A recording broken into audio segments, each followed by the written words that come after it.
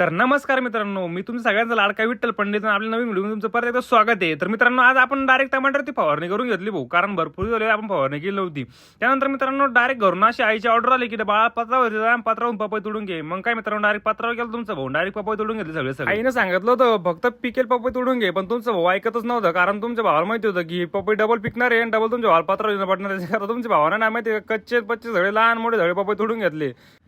सगळे पपई तोडून झाले, पोतळीत भरले आणि आता हे पोतळीचे बाचक डायरेक्ट आईच्या हातामध्ये दिलं. बाचक इतकं जड होतं काय पण बोलले की मला पिकेल पपई तर 10-12 दिवस होती आणि पोतळी भरली काच काय. आईला कोण साळंगण की झाडाला काचचं काय एक लहान पपई पण मी ठेवला नव्हता, कारण सगळे पपई मी डायरेक्ट पोतळीत भरले आणि आईच्या हातात देऊन टाकली. तर त्यानंतर मित्रांनो डायरेक्ट आपण गाडी काढली निघलो दुकानच्या दिशेने, कारण आपल्याला जातो चिखलीला.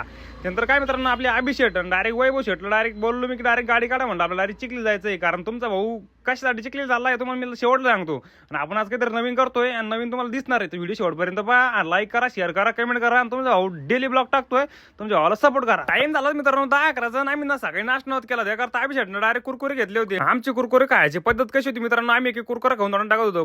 पण आमच्या वैभव शेटचं काम तसं नव्हतं. वैभव शेट गाडीचं आणत होते, पण मग डायरेक्ट आंदोळी डायरेक्ट तोंडामध्ये कुरकुरे भरत होते. कारण त्याचं कामच तसं आहे. चिखलीला जायचं कारण होतं मित्रांनो, आपल्या तिथं पेपर ब्लॉकचं मशीन आलं होतं. मशीन गाडीमध्ये टाकून घेतलं आणि निघालो आम्ही दुकानच्या दिशेने. त्यानं जाता परत आम्हाला एका ठिकाणी ड्रॅगन फ्रूट दिसले. आणि ड्रॅगन फ्रूट दिसल्यानंतर आमचा जो काळा ड्रॅगन याला काही दम निघला नाही. हा बोलला अभिषेक डायरेक्ट आपल्याला 1 किलो ड्रॅगन फ्रूट. वैभव शेटनं सांगितल्याप्रमाणे ड्रॅगन फ्रूट तर 1 किलो घेतले मित्रांनो आम्ही. पण मग ते ड्रॅगन फ्रूट 1 किलो मध्ये फक्त 2च बसले. राहायला विषयी मित्रांनो नेमकी याची वाटी कशी करायची. नंतर त्या मावशीकडून आम्ही ते ड्रॅगन फ्रूट कापून घेतले. पहिली खाबे आमच्या काय ड्रॅगन दिली, त्यानं डायरेक्ट तशी खाप तोंडात घातली मित्रांनो. तो बोलला की आपल्याला जन्नतच भेटली. त्यानंतर मित्रांनो वाटेकऱ्यामध्ये आपला दुसरा हिस्सा होता. त्यानंतर अभिषेकनं आपल्याला एक खाप दिली. आपण बी मागचा पुढचा विचार न करता खाप पुरी खाऊन टाकली. त्यानंतर नंबर होता अभिषेकचा, पण अभिषेकला चालू होता हायकोर्टाचा फोन. त्यानंतर अभिषेक बसले गाडीमध्ये, तोपर्यंत आम्ही सगळं खाऊन झालं होतं.